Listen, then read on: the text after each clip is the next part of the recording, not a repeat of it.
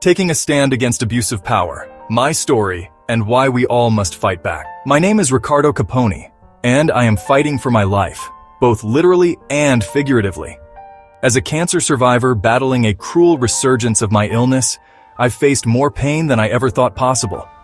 But the greatest source of that pain isn't just my disease, it's the relentless, targeted abuse by the very organization that is supposed to protect and serve its residents, the Whitebridge Condominium Association.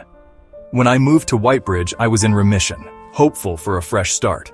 What I found instead was an HOA board ruled by fear, retaliation, and corruption, led by a president who sees power not as a responsibility, but as a weapon.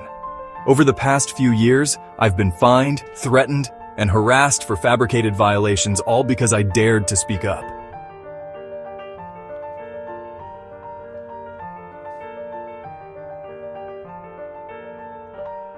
The fines are outrageous, over $38,000, and strategically applied to my dues so they could justify placing a lien on my home and threatening foreclosure. This isn't just harassment, it's a targeted attempt to destroy me. What's worse is the denial of my most basic rights. I rely on my service dog Penny to help me cope with my disabilities. Cancer has robbed me of my ability to walk, leaving me in constant pain. But the HOA has fined me for walking Penny, restricting where I can go, and punishing me for trying to maintain what little joy and strength I have left.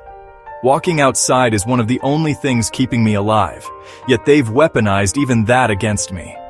This isn't governance, it's cruelty. Let me be clear. This isn't just about me.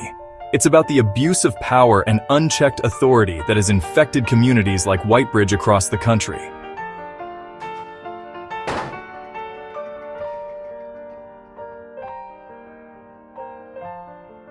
From corrupt HOA boards to the highest levels of government, small tyrants thrive when we let them. They silence dissent, punish anyone who questions them, and exploit their positions for personal gain, leaving destruction in their wake. But I won't stay silent. I'm fighting back not just for myself, but for everyone who's been silenced, harassed, or forced out of their homes by people like this. Residents have whispered their support, afraid to stand up publicly for fear of retaliation. Some have hired attorneys, others have sold their homes to escape, but we can't let fear win.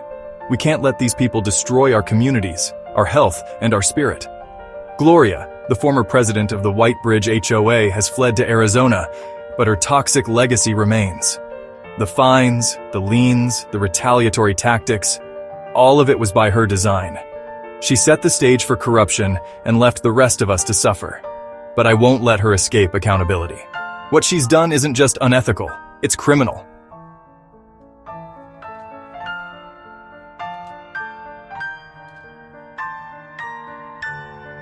And she's not alone. Across the country, people like Gloria are using their positions to harm others, knowing most of us feel powerless to fight back. I'm here to say we do have power.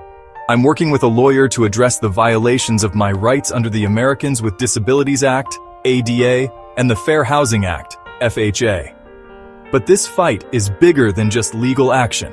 It's about exposing this corruption and showing the world that we won't tolerate it anymore. It's about inspiring others to speak out, to demand justice, and to hold these tyrants accountable. This isn't just my fight, it's all of ours.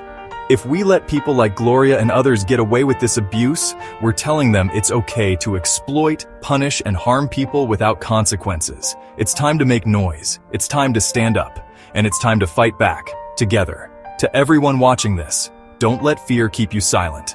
Whether it's a corrupt HOA board, an unjust employer, or a broken system, your voice matters.